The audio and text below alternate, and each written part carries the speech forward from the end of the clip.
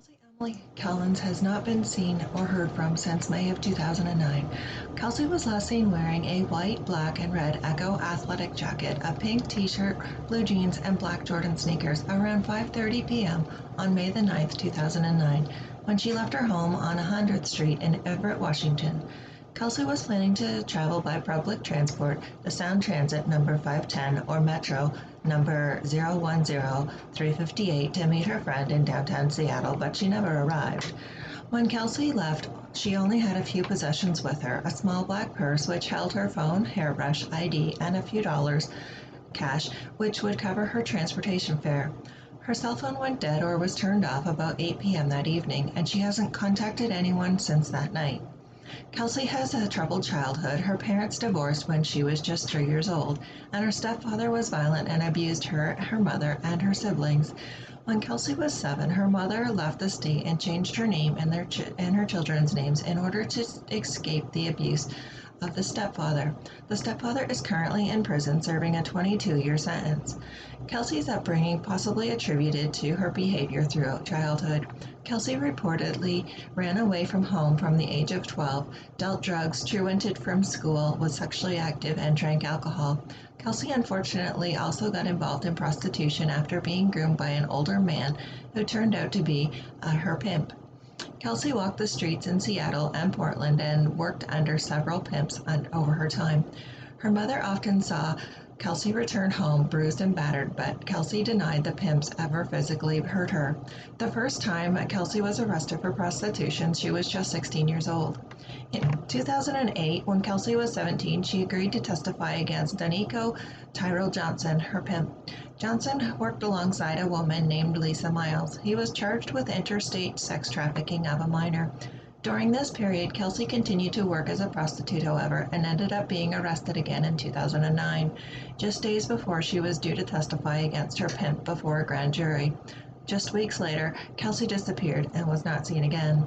Because she was unavailable to testify for the case against Johnson and Miles, it was dismissed for lack of evidence in March of 2010.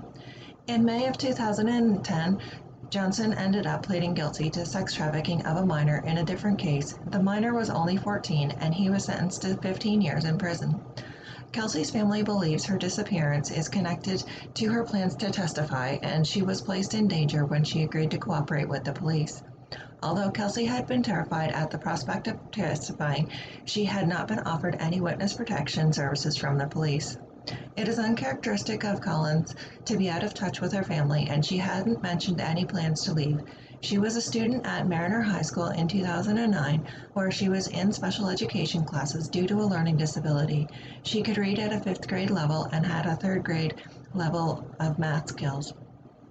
Kelsey Emily Collins, a multiracial Black Native American white female, was born on April the 30th, 1991, is 5 feet 6 inches tall, and weighed approximately 160 pounds when she went missing at 18 years of age. She has light brown hair, green eyes, and her hair was chin length at the time of her disappearance. It's naturally curly, but she normally uses a hair straightener and makes it flat. She may dye her hair another color, and Collins has a 2 to 3 inch surgical scar on her lower ribcage, a surgical scar across her lower abdomen, and a 2-inch scar across her left hand and index finger. Her ears are pierced one time on each of the lobes, and the right side of her nose is pierced. Collins may also go by her middle name Emily, which was her legal name until she was 7 years old. Many people live on welfare to support themselves. Others do dangerous jobs to support themselves. Others drug deals or steal. Regardless of what you believe about Kelsey's lifestyle, she deserves to be found, and her case currently remains unsolved. If you or anyone you know has any information, please contact the Everett Police Department at 425-257-8400, or the Seattle Police Department can be reached at 206-684-8666. You can also contact your local FBI office, or if you would like to remain anonymous, contact your local Crime Stoppers.